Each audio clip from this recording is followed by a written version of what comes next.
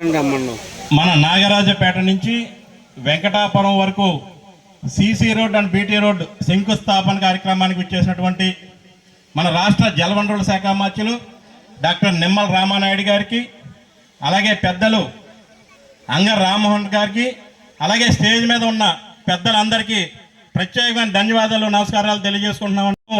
అధికారంలో వచ్చిన తర్వాత మరి అభివృద్ధి అనేది పరుగులు పెడుతుంది. ఆ విషయం మీ అందరికీ తెలుసున్న విషయమే.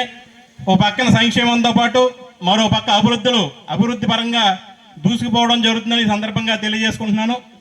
ఎందుకంటే మన సూపర్ 6 పథకాలు ఏవైతే ఉన్నాయో, తల్లికి వందనం కానీ, అలాగే మహిళలకు ఉచిత ఆర్టీసీ ఫ్రీ బస్ సౌకర్యం కానీ, అలాగే అన్నదాత సుఖీభావ కానీ, అలాగే మరి పెన్షన్స్ ఏవైతే ఉన్నాయో అవి కోడి కూయక ముందే మన సచివాలయ సిబ్బందితో పాటు మన కార్యకర్తలు వాళ్ళు ఇంటికి వెళ్ళి మరి ఇవ్వడం జరుగుతుంది.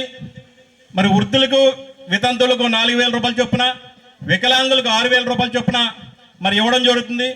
మేము ఇంటింటికి వెళ్ళి ఆ పెన్షన్లు ఇస్తుంటే మరి వాళ్ళ కళ్ళల్లో ఉన్న ఆనందం చూసి మాకు చాలా తృప్తి అనిపిస్తుంది.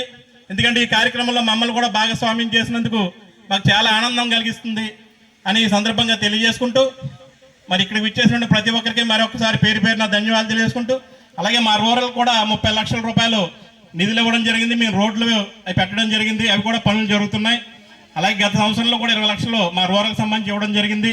అలాగే ముఖ్యంగా చెప్పేది ఏంటంటే, మన ఈ ఫుట్పాత్ బ్రిడ్జ్ ఏదైతే ఉందో దాని నిమిత్తం మనం సుబ్రహ్మణ్యేశ్వర వెల్ఫేర్ సొసైటీ తరఫున మేము మరి వినిపించుకోవడం జరిగింది. రైలింగ్ సిరిగిపోయి చాలా ప్రమాదభరితంగా ఉందని చెప్పేసి మంత్రి గారికి వినిపించుకోవడంతో ఆయన దీనికి 25 లక్షల రూపాయలు ఆ మరామతుల నిమిత్తం కేటాయించడం జరిగింది.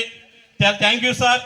మా నాగరాజపేట వాసులు అందరి తరఫున కూడా మీకు కృతజ్ఞతలు తెలియజేసుకున్నా అని చెప్పి సందర్భంగా తెలియజేసుకుంటూ ఇక్కడ సెలవు తీసుకుంటాను. Thank you sir.